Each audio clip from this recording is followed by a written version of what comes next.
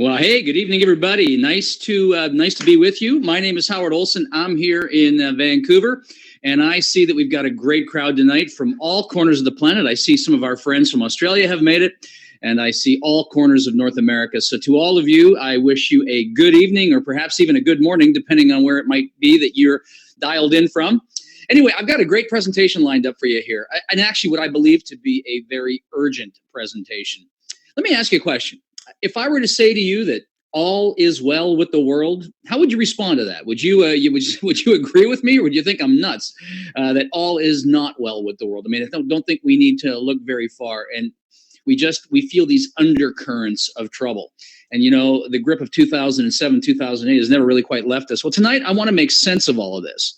I want to take all these things that are going on in the world and kind of make sense of them. Take these complicated issues. Of course, we got an hour together, so I can't dive into all of it, but I'm going to give you a high-level overview of what's really going on, and then use that as a contrast to share with you why I believe that gold is so very important, particularly at this moment in time. So why gold, why now, and why this thing called Karatbars?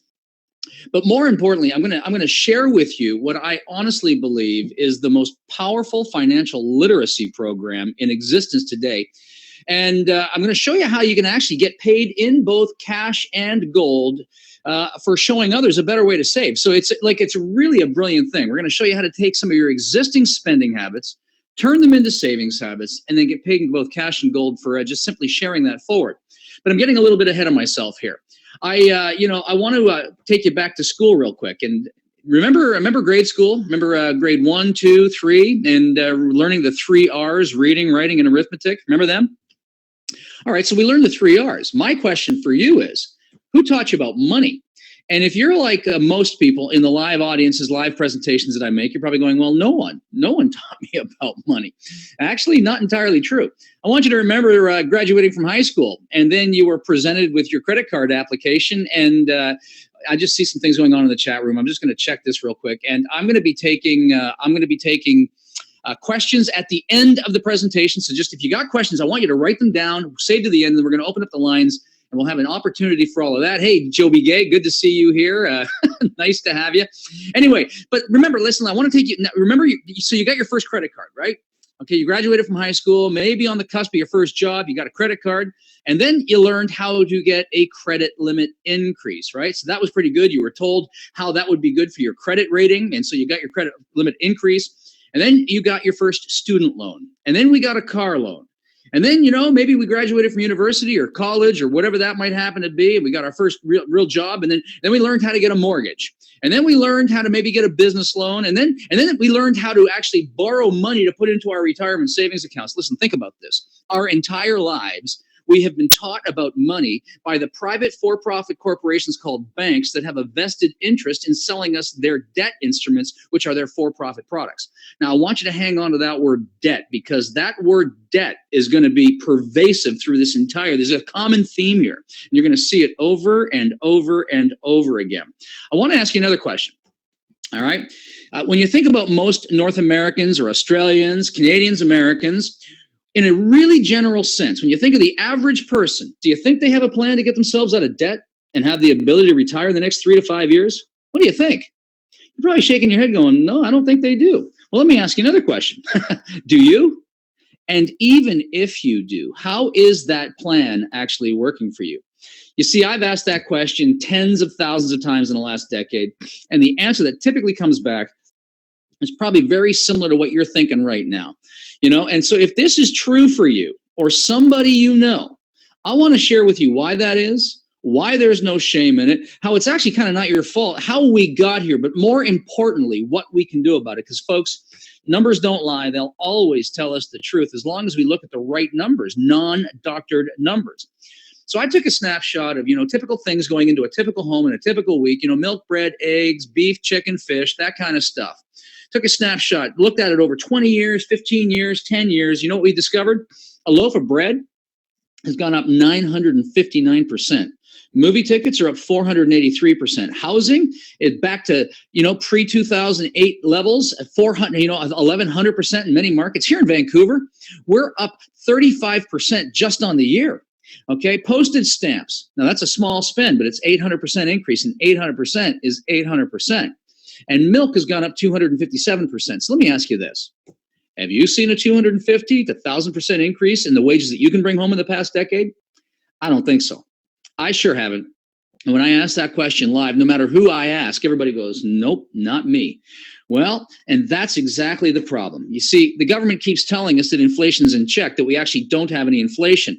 And now we can see that that's a load of bunk, because when we look at the real numbers, okay, inflation is very real. And this is why so many people are finding it so difficult to get themselves out of debt, living paycheck to paycheck, can't create any real meaningful savings or prepare for their retirements, because the inflation numbers are really pervasive when we look at the right stuff. All right. And, listen, this is not just anecdotal evidence. I can actually go right into the government's own statistics, and even using their manipulated statistics can show you that numbers are in decline. According to the Bureau of Labor Statistics, our wages have been in decline since 1970. In fact, wages, when inflation adjusted, basically peaked in 1970. What happened in 1971? We went off the gold standard. We started firing up the printing press, and we printed and printed and printed. And since 71, our wages, inflation adjusted, have been in serious decline. In fact, according to the Bureau of Labor Statistics, we've lost $2,100 only since Obama took office in 2009, and $3,600 since Bush took office in 2007. All right. And this is using the government's statistics. Now, we just looked at some real numbers, and we know the numbers are much higher than the official postings. All right. This is the problem. Inflation is pervasive. It's everywhere.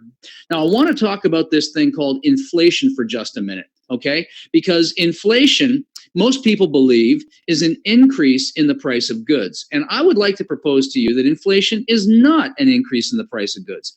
It's a decrease in purchasing power of our currency, because the more they print, the less it's worth.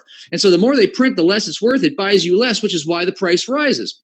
But when we measure goods in a real form of money, in a stable store of value, the prices remain constant over long periods of time.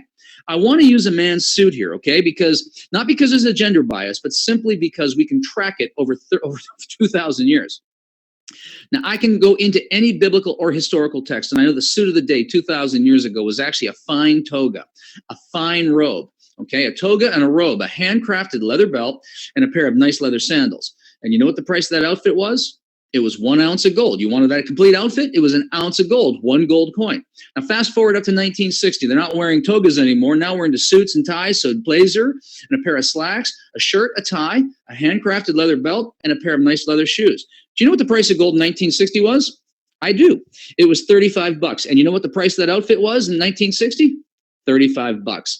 Now, what's it look like today? Today, if you go into a fine men's shop and you want to get yourself a complete suit, a full jacket, pair of slacks, a nice shirt, silk tie, a handcrafted leather belt, and a pair of nice leather shoes, what would the price of that entire outfit be?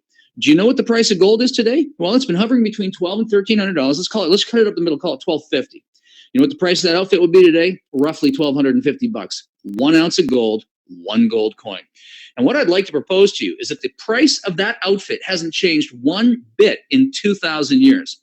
It was a gold coin 2,000 years ago. It was 1 ounce of gold 60 years ago, and it's still a gold coin today. The only thing that has changed is the value of our currency, because they keep printing it and printing it and printing it. And the more they print, the less it's worth. And so now it takes more of these declining paper things to get milk, bread, and eggs than it did a decade ago. It takes more of these declining paper units to go get a suit than it did a decade ago. And it takes more of these declining paper items to go get 1 ounce of gold than it did a decade ago. But when we price it in gold, which is real money, that's got a 5,000-year track record as money, the price actually remains completely fixed, because gold cannot be printed, manipulated, debased, or otherwise destroyed, okay? That's the truth. The problem that we have today is we deal with what's called a fiat currency. Fiat currency is literally money which is printed out of thin air, backed by absolutely nothing. And even today, more importantly, it's created with the click of a mouse or the stroke of a keyboard. It cost the bank that made it absolutely nothing to create it, and then they loan it back to us. I'm going to show you in a moment how money gets made today, all right? But that's the problem. It's actually unbacked currency that has zero value behind it. Now, this is a great quote. This is from William Lyon Mackenzie King. He was Canada's prime minister in 1934, the year the Bank of Canada, Canada's central bank, opened its doors. Okay? So this quote applies to all of us, no matter where in the world you're dialed in from. Here's what he said. Once a nation gives up control of its currency, okay, hang on to that. Once a nation gives up control of its currency, it matters not who makes the laws, because usury, once in control, will wreak havoc on any nation. Usury simply means loaning money for interest. Once a nation gives up control of its currency. Well, when did it happen? For Canada, it happened in 1974 when we joined the G8. And for the United States, it happened in 1913 with the opening of the Federal Reserve. Now, you see, most people think the Federal Reserve is actually a government institution. It's not. The only thing federal about the Federal Reserve is the first word in its name. It's actually a private bank headquartered in Puerto Rico. Now get this, it's not even headquartered in the United States. It doesn't even reside in the United States. It is a private bank owned by a handful of private shareholders. It's headquartered and domiciled in Puerto Rico. And so, yes, there's the Fed of New York and the Fed of Chicago and the Fed of Texas and the Fed of San Francisco. Those are branch offices of a private bank that's offshore. Here's what I want you to get. The Federal Reserve private bank opened its doors in 1913 and took control of the U.S. and through it, the global economic system. What I want you to see here is they started printing these things called Federal Reserve notes, okay? In 1913, a dollar was worth a dollar. It had 100% of its purchasing power. I want to take you down here to 1944. Just follow down this slide with me, okay? 1944 is significant because, you know, World War II was coming to an end. The global trade was up on the rise. Exchange rates were wildly fluctuating. Nations were decimated through the war, so they needed a mechanism to stabilize global trade. So they came up with a system called Bretton Woods. And under the Bretton Woods Accord, the United States would become the brand new reserve currency. It would be backed by gold. So in other words, the United States had the gold, United States was the reserve currency, and all other nations would peg their currency to the US dollar. And in effect, all currencies were on the gold standard using the US dollar as the currency. Okay, you got it? So everybody's on a global standard now. This system worked really well for a number of years. But here's what happened. We just keep going down this chart here, and we get to 1971. The years leading up to that, you know, the late 60s, Vietnam War, hugely costly war. The United States went heavily into debt on the Vietnam War effort, and were unable to pay these war bills. And the only way to pay the bill was basically to fire up the printing press to print more currency. Now, here's the problem. When you have a gold-backed currency, you cannot just fire up the printing press and print more money at will, because every note in circulation represents an equal proportion of gold in the vault. And so if you want to print more money, you need to inject more gold into the vault. Well, the U.S. didn't have any more gold. And the minute they started firing up the printing press, all the world said, hey, we don't want your U.S. dollars anymore. Give us the gold. So in 1971, Nixon says, we're closing the gold window and we're taking the United States off the gold standard. What this did was give them the ability to fire up the printing press with no value behind it. But remember, Bretton Woods is still in play and everybody was pegged to the U.S. So when Nixon took the United States off the gold standard, he pulled the entire world off the gold standard, and they've been printing and printing and printing and printing worthless, unbacked fiat currency ever since. 1971 was the year the world went on to a fiat currency system, okay? It's huge. Now, this chart gives us a perfect 100-year snapshot of the U.S. dollar, and from 1913 to 2013, the dollar had lost 95% of its purchasing power, or in other words, a dollar got you $1 worth of stuff in 1913. By the time you get to 2013, a dollar only gets you 5 cents worth of stuff, okay? We're in 2016 now. We've actually lost 99% of our purchasing power, but I'm going to get into that. I'm going to show you this in just a second. This chart right here beautifully represents our increasing money supply. I want you to just look at this red line. Now, this chart starts in 65, but we could effectively go all the way out to the corner here. What this shows us is the history of the U.S. dollar and how it increased. Just follow this red line. I want you to notice how you got this really very gradual increase. And at about 1971, funny enough, the year that we went off the gold standard, you start to see this line begin to slope upward. The upward slope shows us the year-on-year increase in money, unbacked, okay, fiat currency. I just want you to know, we get here to 2008. 2008, okay, so you got this slow, steady increase until we hit 2008. What happened in 2008? Well, that's when we had the last major banking crisis, right? The subprime mortgages, the banks were over leveraged. The system was on the verge of collapse. In fact, many of them did collapse, and the government came along and then bailed out private banks using taxpayer dollars to do it. And then the Federal Reserve started, this private bank fired up the printing press and started, QE1 and QE2, and then we heard of QE3. Many people are confused by that, don't really quite understand it. It's very simple. Quantitative easing, all it means is we're going to print more money. They just find a beautiful way to come up with a brand new term because the word print more money would be politically unpopular. QE, quantitative easing, all it means is we're going to print more money. Now, here's what I want you to watch. 2008, there's $825 billion worth of currency in circulation. We get here to 2016, from 825 billion, they've now increased the U.S. monetary supply to 4.7 trillion. They've quadrupled the amount of money. Okay, so in 8 years, they've quadrupled the amount that it took the original 200 years to create. If you want to know where the inflation is coming from, this is it. The more they print, the less it's worth, so it costs more to buy stuff. It's like a hidden tax. And it's not just the United States. I could take you through the charts of every G20 country, Canada, China, India, 2008 hits, boom, bang, kaboom. Lots of money being printed, and the whole world is printing brand new units of currency, whether it's pound sterling, European euro, Japanese yen, Australian dollar, US dollar, Canadian dollar. The whole world is printing excessive amounts of currency. And this is where our inflation is coming from. Now, I want to talk about this word inflation one more time. It's critical that you understand this. Okay, so inflation. We just said it's not an increase in the price, it's a reduction in your purchasing power. The word inflation is actually the noun form of the verb to inflate. So what does inflate mean? Well, here's Webster's definition. To increase something by a large or excessive amount. So what are some things that we can inflate? Well, we can inflate a bicycle tire, right? So you get out your pump, you pump, and you pump, and you pump. But if you give that tire one too many pumps, boom, out goes the tire. It's finished, it's gone, it just blew up. Or we could take a birthday balloon and we can go, but if you give that balloon one too many breaths, bang, goodbye balloon. Well, ladies and gentlemen, that's exactly what they're doing to our money.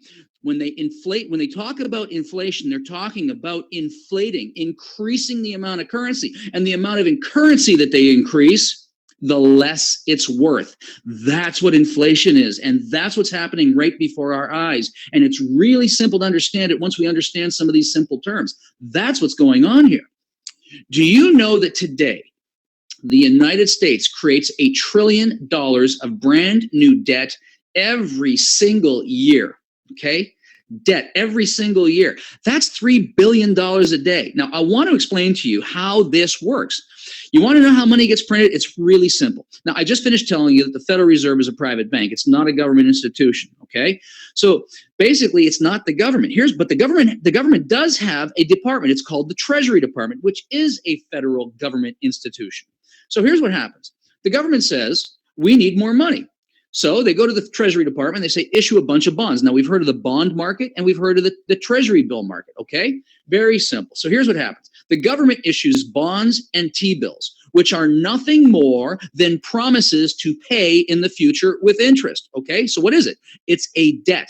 The government issues a debt called a bond. They walk it across the street over to the Federal Reserve office. The Federal Reserve takes that debt, in other words, a note, which is a promise to pay backed by the taxpayer, your signature, my signature, and then the Federal Reserve prints this money from nothing and loans it over to the government with interest. In this scenario, every new dollar that gets created, every new yen, every new dollar, every new euro, every new unit of currency that gets created is a brand new dollar of debt. And we are choking ourselves on it. And that's what's happening here. Now, we throw these numbers around, okay? So we talk about hundreds of thousands and millions and billions and trillions, and we hear these numbers, but we don't really understand them, do we? So I want to help you understand these numbers, okay? I just want you to get a sense of how big the problem is. So if we could measure money in units of time, because we can all see time. We understand days and hours and seconds. So I want to put it in these perspectives, okay? If we could measure money in units of time, here's what it would look like. Now I want to play a little game with you because it's going to help you. It's going to help you really help you see this. All right. So listen, I can't jump through the computer screen, so I can't do anything funny to you. I want you to close your eyes, and I want you to just close your eyes. It'll really help you with this. It's a visualization. Okay. Close your eyes. I want you to imagine $100,000. Can you see it? Most of us can see 100,000. It's maybe a bank balance or a mortgage payment or whatever it is. Okay. Open your eyes. Clear the slate. Close your eyes again. $1 million. That's the next one. Can you see a million? Yep. Most of us can see a million, 6 zeros. We see it. Open your eyes. Close them again. Can you see, what's the next one up from million? Billion. Can you see $1 billion? Getting a little more fuzzy, isn't it? Yep. Okay. Open your eyes. What about a trillion? Can you see that? Gone. All right. Here's what it looks like. If we could measure money in units of time, here's what it looks like. 100,000 seconds is 1.1 days. So, and these are real numbers. You can calculate them yourself. 100,000 seconds equals 1 day. What's the next unit up from that? Okay, we go from 100,000 to a million, right? So 1 million seconds jumps from 1 day to 11 days. What's the next one up from that? It's a billion. 1 billion seconds jumps to 32 years. You starting to see when we talk about our money? What's the next one up from that? It's a trillion. You want to know what a trillion is? Look at this. From 1 billion to a trillion, we jump from 32 years to 32,000 years. Ladies and gentlemen, we're increasing the debt by $1 trillion every year. That's just in the United States. Europe is increasing their debt by $1 trillion every year. Japan is increasing their debt by $1 trillion every year. And we have a derivative market, which is now basically bad debt, that's sitting at $170 trillion. You could tax 100% of the entire world's population, tax 100. Now, you could never do it, but theoretically speaking, if you taxed 100% of the people, 100% of their income, it wouldn't generate enough money to even pay the interest on that amount of debt. Ladies and gentlemen, we're sitting on a house of cards, and if time were money, bang, we are out of time. And Voltaire put it so beautifully when he said, paper, fiat, money will always return to its intrinsic value, which is zero. Ladies and gentlemen, we are sitting on the edge of a cliff that's about to implode itself, okay? It's important to understand this. The size of the problem today is 4 times bigger than it was in 2008 when we had the last crisis. What does that mean? It means that the next crisis is 4 times bigger. Actually, it's more than 4 times bigger. Now, this is not a doom and gloom presentation, okay? I think knowledge gives you power. I think, just like there is day and there is night, and there is hot and there is cold, and there is light and there is dark, there is crisis, there is opportunity, but we can't talk about the solution unless we first understand the problem. And that's what the front end of this presentation is all about. All right. Now, I want to share with you a couple other things. So let me ask you this. Have I made a case that inflation is a reduction in our purchasing power? Like, does inflation make sense to you? Okay. And we got a big problem. That the level of debt that we've created is completely unsustainable. Have I validated that? And that when this inflation comes in, when we lose our purchasing power. All right. I want to talk about some other current events that are going on because I want you to see the big picture. Okay. So I want to talk about the petrodollar. I want to talk about what's going on with China and Russia. And I want to talk about these things called derivatives. So let's start with the petrodollar. Now, we've all heard of the petrodollar, haven't we? All right. So what is that? Well, here's what happened. 1971, Nixon takes the United States and the rest of the world off the gold standard.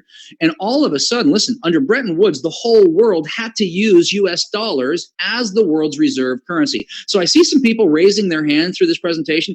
I'm just going to keep plowing through this until we get to the very end. And at the end, I will take questions. Okay. So just hold your questions until we get to the end of this thing. All right. So in 1971, we go off the gold standard.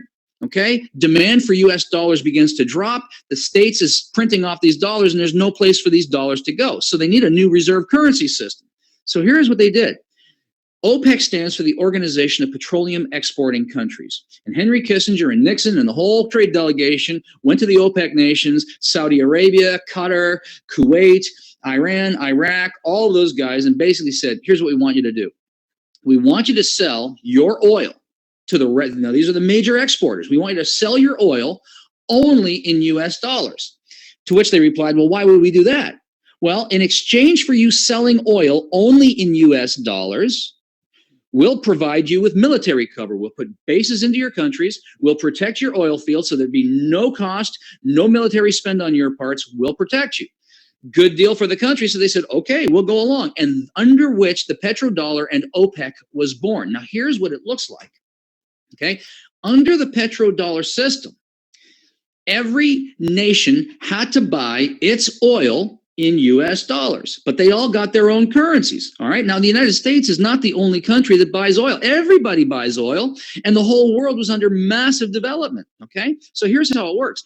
So China and Russia and India and Australia and Japan, anybody who needs oil had to take their currency and convert it for US dollars so they could use those US dollars to buy oil.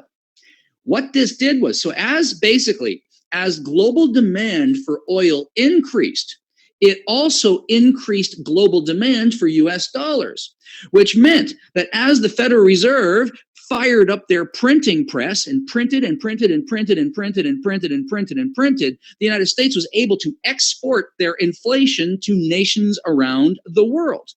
You follow me so far? All right. This enabled the United States to maintain a pretty high standard of living, because normally when you print that amount of money, you'd get hyperinflation. You blow out your cost of living. But they were able to take that inflation, export it to other countries, and keep a relatively good cost of living at home.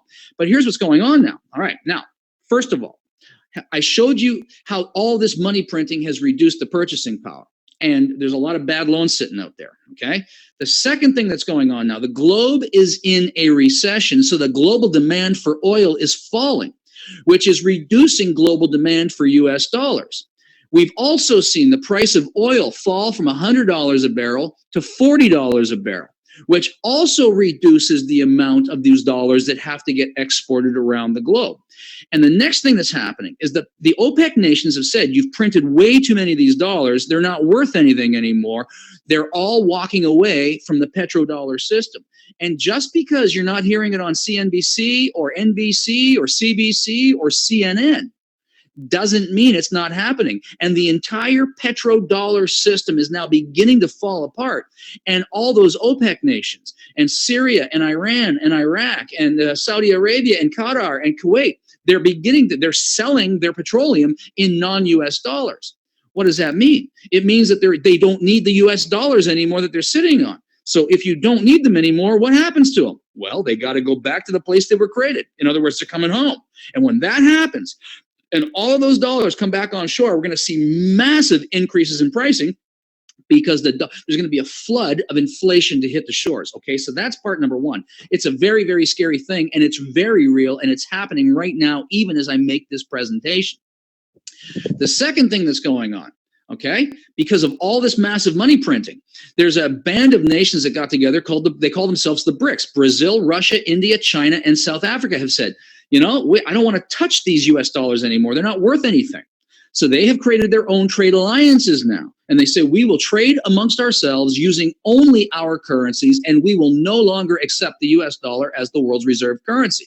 All right, here you can see them shaking hands. They made the agreement. And in addition to all of that, they have formed their own bank called the New Development Bank, which usurps the IMF and the World Bank. We've heard of those, okay? Those are all banking institutions that have been basically paying for global growth in US dollars. This new banking alliance basically says, forget it, we're off the US dollar standard, which also reduces demand for US dollars, which then lowers the value even further.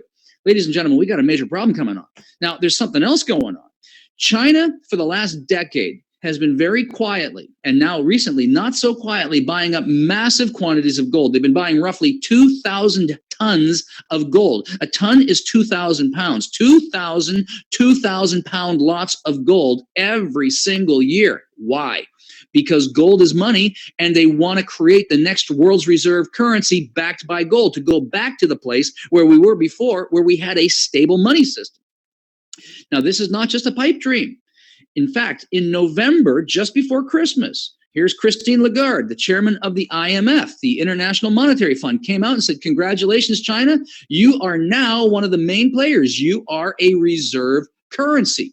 And again, you're not hearing about this on CNBC or CNN, but it's all happening right now, even as we're listening to each other on this webinar. And in fact, Here's a billboard. There's two of them. One hangs outside the Beijing airport, the other one outside the Shanghai airport. And China has come right out and said, here we are, the RMB, your new choice, the new world reserve currency. The world is shifting at such a rapid pace, and our mainstream media isn't reporting it, but it doesn't mean it's not happening. All of these things are happening, which are undermining the importance of the US dollar, which means we as North Americans need to start preparing for this. In fact, we should have started preparing before, and if you haven't, now is the time. I'm going to show us what to do about this. Here's the thing. JP Morgan, you know, we've all heard of the JP Morgan Bank. This is a picture of the original JP Morgan, okay? Here's what he said. Now, look at the date on this quote. It's 1912. What year did the Federal Reserve open its doors? 1913. The guy that actually created the Federal Reserve, right here in his own words, he comes out the year before they open his new private bank and say, gold is money. Everything else is credit. What does that word credit mean? It's just another word for debt. I'll pay you tomorrow for the ability to spend today. All right. Gold is money. Everything else is debt. And I showed you how money gets created, right? Every new unit of currency in a fiat system is a new unit of debt. All right. There's something to this. He knew exactly what he was talking about because he created the system that we currently reside in. So gold is money. Okay. Gold is money. Everything else is debt. Listen, most people look at gold as an investment. Gold is not an investment. Gold is money. It's got a 5,000-year track record as money. It's God's money. He created it. You cannot print it. You cannot destroy it. It has a stable store of value. It is precious and it's finite, which is why it works as money. And if you follow the history of money, we always go to a gold standard, go off it, destroy it, and then come back to a gold standard. That's where we are today. Okay, so gold is money. It's also money insurance because it protects our purchasing power. So the value of gold, the purchasing power of gold actually doesn't really rise or fall. Remember that example I gave you at the beginning here about the suit? It was a suit was an ounce of gold 2,000 years ago. It was an ounce of gold 60 years ago, and it's still an ounce of gold today. So purchasing power of gold really doesn't change. It holds it. So when it is said that the price of gold has gone up, what it really means is that the value of the currency fell. In other words, it takes more currency to buy stuff and it takes more currency to buy gold. And when it is said that the price of gold fell down, it basically means that the currency rose against it. Okay? Here's a great example. 3 years ago, an ounce of gold was $12.24 US per ounce. The Canadian dollar and the US dollar were equal to each other. We call it being on par. And so I could buy an ounce of gold for $12.24 US or $12.25 Canadian. Call it, it's the same thing. All right. 3 weeks ago, an ounce of gold was $12.26 US. But you know, Canada is a heavily resource dependent economy. And with global trade down and with recession on, demand for resources is down, demand for Canadian dollars is down, so the value of the Canadian dollar went down. So all of a sudden, even though the price of gold is the same, it's now 1,700 Canadian dollars. Did the price of gold go up or down? Neither. It stayed the same. It was the currency which fluctuated. And the reason why I spend so much time talking about how this inflation, blowing up the currency system, reduces the value. The petrodollar collapse, reduces the dollar. The brand new reserve currency reduces the dollar. The reason why I share this with you is because all of these forces are pushing down the value of the US dollar, and we're about to see our prices go through the roof and gold goes spiking right along with it. Okay? It's so important to understand how this works. Now, there's one more thing going on that I want to talk about here, and it's called derivatives. The derivative is when you take one financial product and then you turn it into many new financial products, some of which are worthless. Warren Buffett called derivatives financial weapons of mass destruction. And one of the ways that they do this, now listen, understand one thing. Gold is money and it remains stable. Fiat currency is fake money and it fluctuates, usually downward. So when the price of gold goes up, central banks don't like it because it indicates that people are losing faith in the dollar and the value is crashing. So they'll do everything in their power to make the dollar look stronger than it really is. One of the ways that they do that is they try to manipulate the price of gold downward, artificially suppress it. One of the ways they do that is through a derivative called an ETF. Now, just check this out. So there is an instrument called an ETF. It's basically a paper certificate. So if this is a paper certificate, This could be my gold ETF right here. And it says, hey, you own an ounce of gold. It's a piece of paper.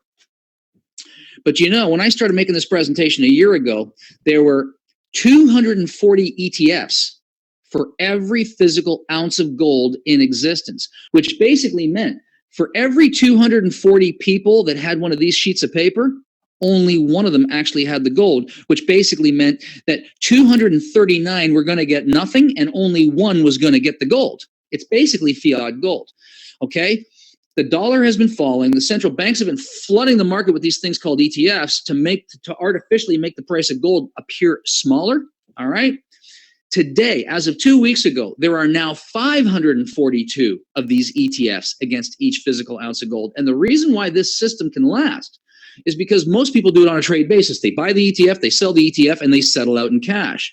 But what's beginning to happen now, George Soros and many others, and individuals like you and me are beginning to say, I don't want the paper, I don't want the cash, I want the physical gold. Ladies and gentlemen, you want physical gold because if you've got one of these ETFs, for every one of these ETF, for every ounce of gold out there, there's 542 people that think they own it that don't. You need to have your hands on physical gold. And what's going to begin happening now is people start claiming it up. And here you see a picture. The vaults are empty. They've manipulated the market with gold that doesn't exist. And so, you know, when you look at the spot price, people always go to the internet and look at the spot price. The spot price is actually the future contract price based on this physical paper market. The price of physical gold will always be higher than the spot price. You cannot compare them. You need to start acquiring gold, and you need to start doing it now because these supplies are getting increasingly harder to find. Now, the last thing that's going on that I want you to understand, China, like I said before, is backing their currency with gold. And they understand all this playing around that's happening at the commodity exchange with these ETFs. So they've now come out, and they've always had what's called the Shanghai Gold Exchange. It competes with the London Gold Exchange. They've now said, hey, listen, we have allowed you to get away with this long enough, but we from here on in will now begin to establish the price of gold, and we will not price it in ounces in US dollars. We're going to price it in Chinese currency, the yuan, per gram, and we will not accept US dollars for them because the US dollar is becoming more and more worthless. Ladies and gentlemen, now is the time to get your hands on gold, now more than ever, okay? So let me ask you something. Have I made a case for inflation? Yeah, I hope I would say yes. Have I made a case that the petrodollar collapse, the reserve currency system collapsing, the band of nations and China backing its currency are all putting downward pressure on the dollar that must sooner or later manifest itself? I hope you'll answer. Ladies and gentlemen, I really do believe that we will have in the not too distant future a situation right here in Canada, the United States, that looks identical to what's going on in Venezuela right now. And if you don't know what's going on there, just Google it. So let me ask you a question. You probably live in a home or apartment. You got a pretty comfortable life right now. You probably have some form of homeowner's insurance. You probably got some kind of medical insurance. You probably got car insurance. But let me ask you this. Do you have any money insurance? And what are you talking about, Howard? Well, I think you figured out I'm talking about gold, right? So let's look at some more numbers, okay? Since the Great Depression in 1932, under the Federal Reserve banking system, the dollar has lost 98% of its purchasing power. While gold, the vehicle that used to back our currency but doesn't anymore, gold has risen in value more than 5,800%. That's a real number, okay? Are you catching this? This is for real. We could look at it like this. If you took $100,000 in 1932, today the purchasing power of that $100,000 in today's terms would only be $2,000. In other words, it takes $100 today to buy what $2 would have bought you back then. If that's not inflation, folks, I don't know what is. We could also look at it like this. If you took that same $100,000 in 1932 and used it to acquire gold and let that gold just sit in the corner, accumulate no interest at all, the value of that gold today would be $5,970,000. Like, that's astronomical. And you can calculate these numbers for yourself. These is for real, okay? Gold is inflation-proof money.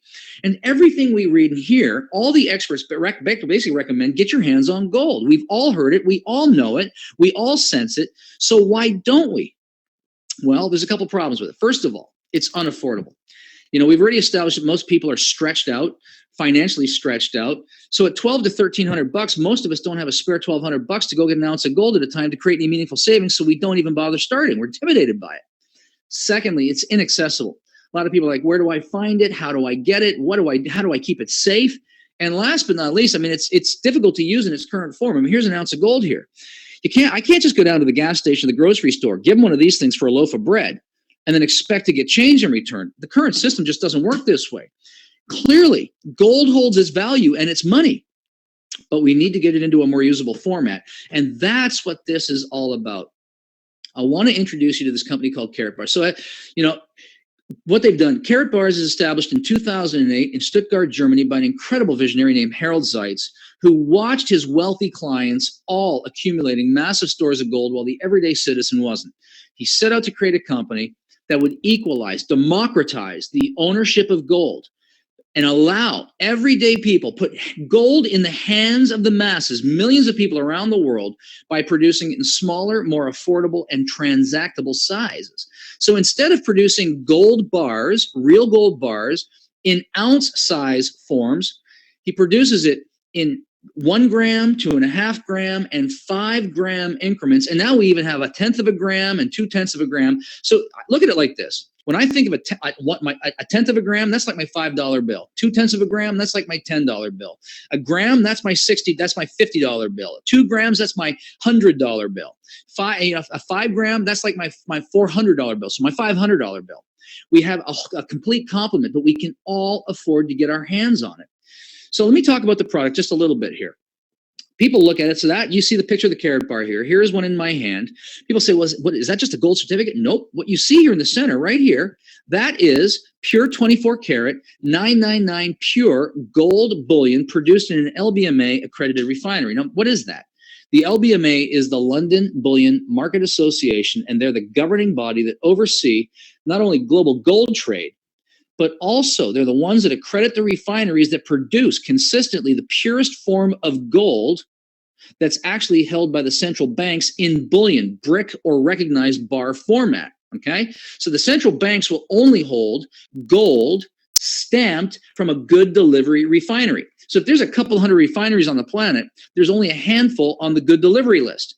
Every single Karatbar comes out of a London good delivery refinery, meaning it's recognized by anybody in the gold business anywhere on the planet. They're uniquely serial numbered, stamped with the refiner's signature on it. They then take this little piece of gold bar, embed it in a piece of credit card size plastic, laminate it, put security features on it.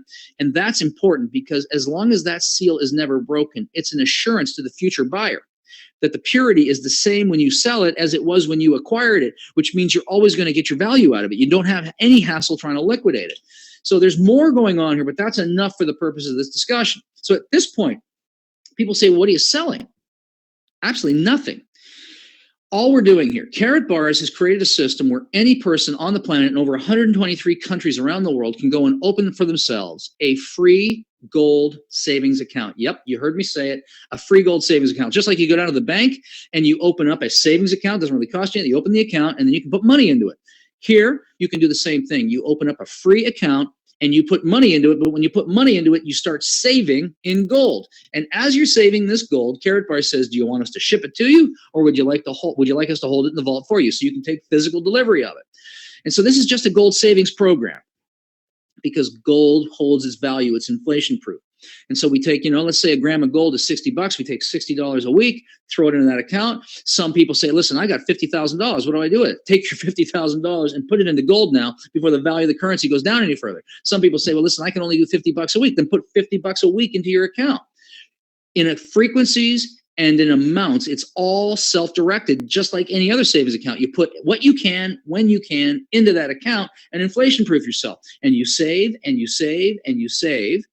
And then when you're ready to tap into your savings, you simply exchange the gold back into whatever currency we're using at the time that you need it, having fully inflation-proofed yourself the ravages of inflation. That's what this is all about, okay? Now, I want to talk about this for a second. I want to talk about the value of grams. I want to take you back to 1971. 71, Nixon takes us off the gold standard. Now, 1970, so let's go back to July. In 1971, if you had 1 gram of gold, it would buy you 5 loaves of bread. If you had $1, it would buy you 4 loaves of bread. It actually makes sense because it takes 31 grams to make an ounce, and the US dollar peg was, it takes $32 to get an ounce. So you've got this ratio, and for decades, it would have been exactly the same. 1 gram, 5 loaves, $1, 4 loaves, and that ratio didn't change for years. In 1971, we went off the gold standard. All of a sudden, inflation started hitting. They started increasing the money. What's it look like today? Today, the very same gram of gold will now get you 20 loaves of bread. The very same dollar now all of a sudden doesn't even get you a loaf. It gets you a couple of slices if you're lucky. What held its value? Well, I would actually say that gold more than held its value. It gets you more today than it did then because the inflation has destroyed the money. Now, here's what I want you to understand. We spend a lot of time helping people understand the nature of inflation and then understanding the reason why gold is so important because it holds its value, okay? Here's the problem. If you only acquire ounces, now I'm talking to you somebody that actually has a long history with gold. I would start acquiring gold long before I ever heard of Karatbars. So I know about ounces and kilos, and I visited mine sites. I've invested in several mining operations, so I know a lot about this market. Now here's the thing. I first started acquiring only ounces. Now here's the problem. If you have an ounce of gold and it is holding your value, so today it's 1,200, tomorrow it's 1,300, next year it's 2,000, whatever the number is. Okay, as the dollars are lowering, the gold is increasing because it's holding its purchasing power. If I've only got an ounce of gold and I need to turn it back into cash, I can't just cut this thing into 16 pieces and give them just 1/16 or 1/4 or 1/8. I need to give them the entire amount. So let's make it nice and simple. Let's suppose we're in a period of hyperinflation, and by the way, as all these dollars come flooding back on shore, we are going to have hyperinflation. And that's when prices begin rapidly escalating because the value begins massively crashing. We will see this. Mark my words. It's not that I want to be right about this. I fear that I'm right about this.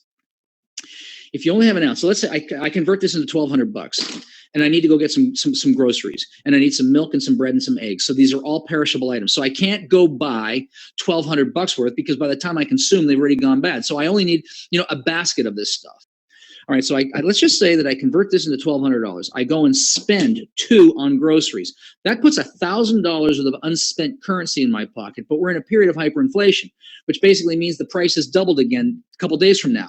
All right, so the $1,000 in my pocket today is only worth $500 a couple days from now. It's only worth $250 a couple days after that. It's only worth $125 a couple of days after that.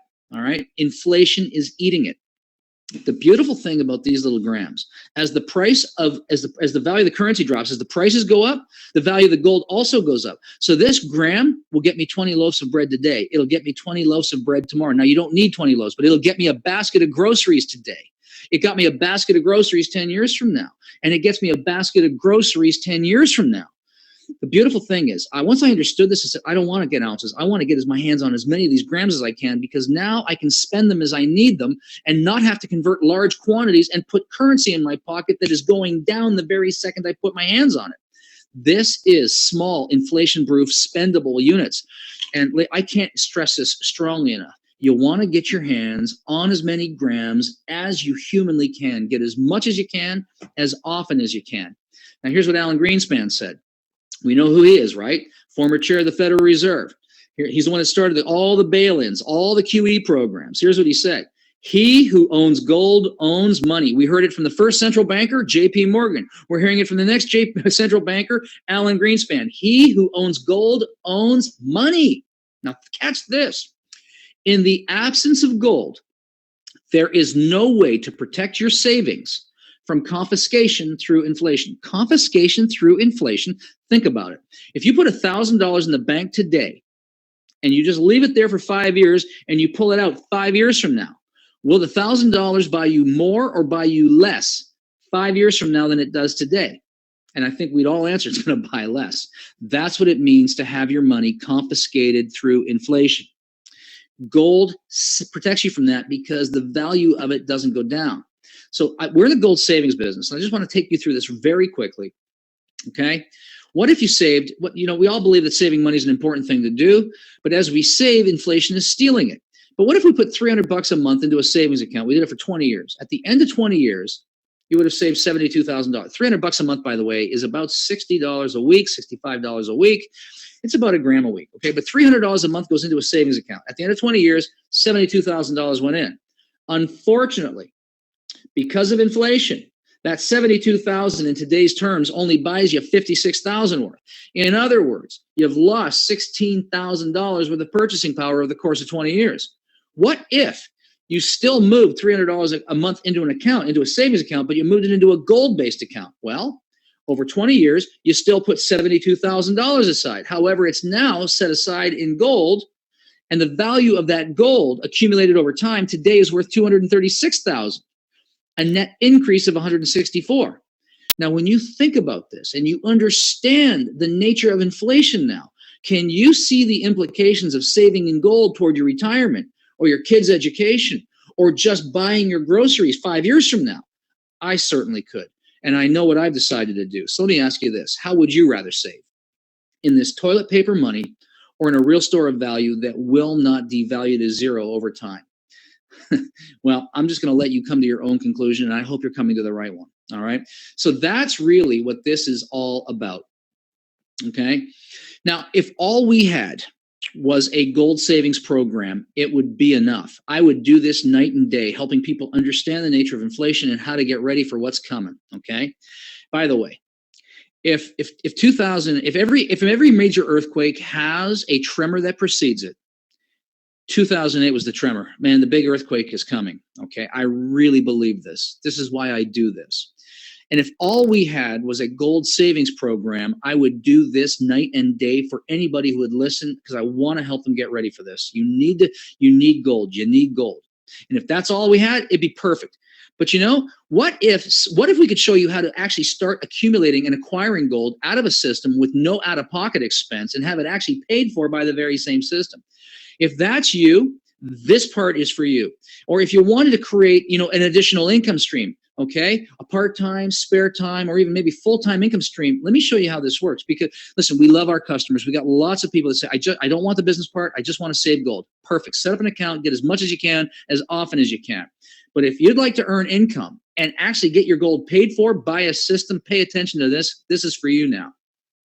It's so important because we cannot outrun exponential inflation on our declining linear income. Karatbars will give us a vehicle to earn additional income and then give us a vehicle in which to save so that we're inflation proof. It's the most beautiful thing I've ever seen. Our whole business model is based on a simple idea. We save money first. We put it into gold. And then we earn money showing others how to do the same thing. Beautiful, beautiful simplicity. There are 7 income streams inside the Karatbars model. The first 5 of them are part of your free gold savings account. Yep. Open up a free savings account, and the first 5 income streams are available to you without you even having purchased anything. There are 2 more that are part and parcel of our affiliate business model, and I'm going to show you how both of these work. So in other words, our compensation model is broken into 2 major components. Monthly residual income. Okay, this is not a get-rich-quick scheme. When I look at this, this is my 3 to 5 year plan. I know that if I'll just work this, consistently work this over the course of the next 3 to 5 years, I'm building for myself a residual income stream that will take care of me the rest of my life. It takes some work, it takes some effort, it takes some conversations, but the back end is covered. Okay, once a month, residual income. On the front end, it provides weekly cash flow so that I can increase my savings, pay down my debt, and have money to live from. Let me show you how they work. So you open your free gold savings account. Karatbars instantly puts you in the unilevel plan, what I like to call your personal referral box. And here's how it works. If you open up a free account and you simply refer a couple of people to Karatbars who then acquire some gold or any of the other products, at the end of the month, those referrals will make some purchases. And let's suppose that those 2, you refer to, and each of those 2 refer to, and then each of those 2 refer to. And each of those 2 refer to. Well, over time, this box of yours just starts to fill up with people. And every month, Karatbars calculates the total movement of all products sold, that's called turnover, based on your organization, and they'll pay you between 0.5% and 6% on the total turnover based on where you sit on the number of referrals and the volume of sales and all the rest of that, even if you yourself bought nothing. Yep. You heard me right, even if you did nothing. So unlike MLM, where you need to qualify, not here. They calculate where you are, pay you between 0.5% and 6%. Okay, so every time gold moves, every time, so this guy gets a gram this week, maybe gets another gram another week. At the end of the month, they calculate it up, monthly residual income. That's where it comes from.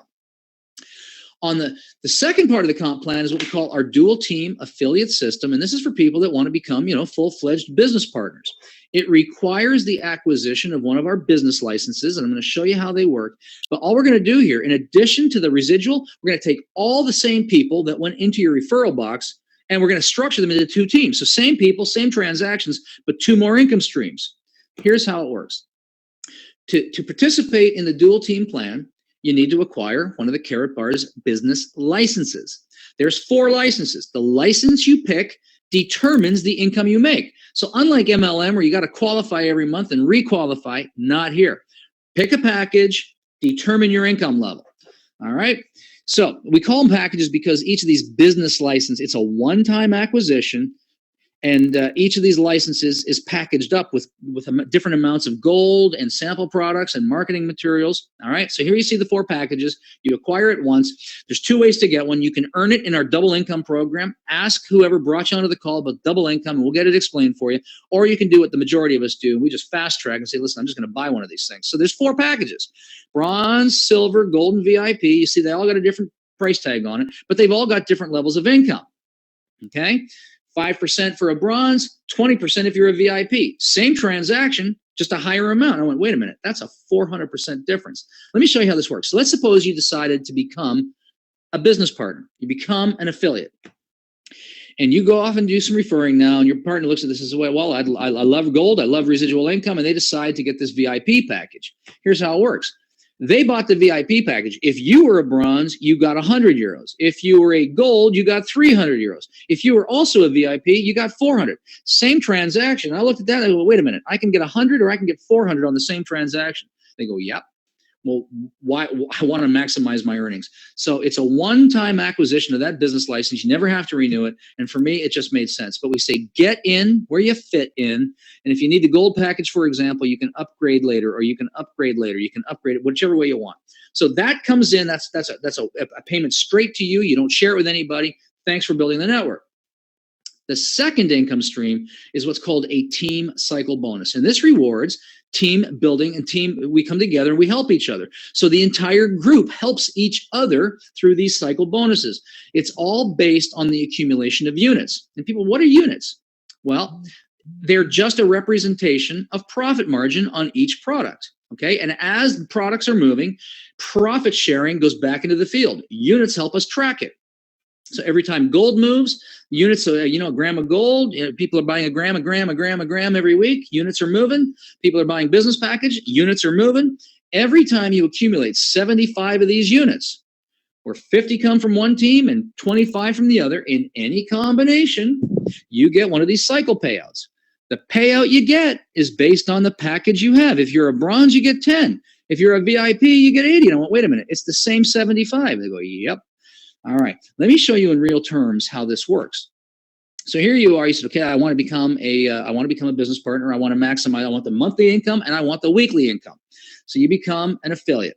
All right, you go off and you talk to your friend George over here, and you say, George, I found a great way to accumulate gold and pick up residual income. And George says, great, show it to me. He watches a video, sees a thing, and George says, okay, I want to maximize my earnings, so I'll take the VIP package, and that drops 100 units into your left team. Next day, you talk to your buddy Bruce over here, and he says, "I love the whole idea. I want to maximize my earnings. But I'll start with that gold package." He gets a gold package, and that puts 50 units on your right team. The system calculates that and says, "Wait a minute, you've got 2 sets of 75, 50-50, 25-25. There's 2 cycles sitting here. If you're a bronze, you earn 2 times 10. If you're a gold, you earn 2 times 60. If you're a VIP, 2 times 80. See how that works?" I looked at that, and so in this example, you're a VIP, so you get 2 times 80, drops 160 euros into your account. Now remember, you referred both of these people, so you also get the direct package bonus, which means as a VIP, if you were a bronze, you would have earned 5% of each of those transactions. As a silver, 10. As a VIP, it's 20. So you earn 20% of George's VIP package and 20% of Bruce's gold package. And that drops another 556 euros. And so with 2 transactions right out of the gate, 716 euros go off into your account. Now, next day, Bruce talks to Sally. She joins. You had nothing to do with that, but she's in both of your teams now. And then George talks to Julie over here. Apparently she gets a VIP package. And then George and Julie start having some conversations, and 570 units show up. Now they're just going to sit there and wait. A few days later, Sally and Bruce get busy. 300 units show up over here. The system calculates it. You take the highest number divided by 50. There's 11 cycles. 11, in this example, 11 times 80, another 880 euros drops into your account. All right? Bang. Now, day after day, week after week, this is how it goes. The teams are growing. People are talking and making some referrals. These units are accumulating. What I want you to see is that both of these systems work together. You refer somebody, they go into your personal referral box for the monthly income. They also go in your dual team. Refer another one, both systems. If you refer another one, both systems. They start referring, both systems. Both systems working together, creating 5 pay cycles. Once a month in the unit, in the personal referral box, back end residual, every single week in the dual team system. And gold is also part of the compensation. Every time you generate 200 euros in commissions, a gram of gold goes into your account because you need gold. And the balance of cash goes onto your card. When you get to 4,000 euros, 4 grams goes into your account, and the balance of cash, so 3,700 euros, goes onto that MasterCard. Cash and gold paid for by the system every single week. We're not spending money. We're literally saving money in gold and then getting paid to show others how to do the same thing, protecting ourselves. Our business plan is real simple. 3 simple steps to save money, accumulate wealth, and protect your purchasing power. Open a free account. Step number 1, just open an account. You can look at it, get comfortable with it, see how it works. Step 2, if you believe that saving money is important, do that. Start moving money into a gold account. I say get a gram a week. Honestly, get as much as you can, as often as you can, because the price of gold is about to go through the roof, and you'll want to get as much of it as you can now, okay? And last but not least, if you want weekly income, pick a package, begin referring. This is Harold Seitz. He's the founder and visionary behind the company. He said, listen, the reason why I do this, it's my goal that with Karatbars, we're going to help millions of people find true financial freedom and get off of this existing system of debt. And he really means it. Now, last